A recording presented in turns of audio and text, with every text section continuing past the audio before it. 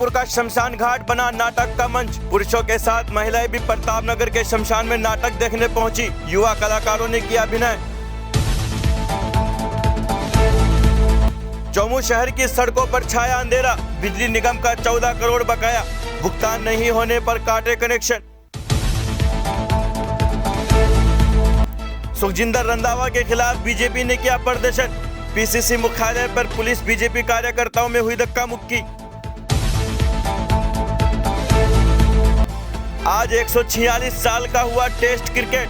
सचिन शतक सम्राट, मुरलीधरन है विकेट किंग। चुनाव जीतते ही मस्जिदों से लाउड स्पीकर हटाएंगे। अल्लाह को बेहरा कहने वाले बीजेपी नेता ईश्वरप्पा बोले, जिन मंदिरों पर मस्जिदें बनी उन्हें तोड़ेंगे। अमेरिका के 2 बड़े बैंक सिग्नेचर, सिलिकॉन 2 दिन में डूबे। खतरे में 21 से ज्यादा भारतीय कंपनियां। रूसी जेट ने अमेरिकी ड्रोन को टक्कर मारकर क्रैश कराया। रशियन जेट्स ने 40 मिनट घेरा, फिर ब्लैक सी में गिराया। अमेरिका ने इसे भड़काऊ हरकत बताया।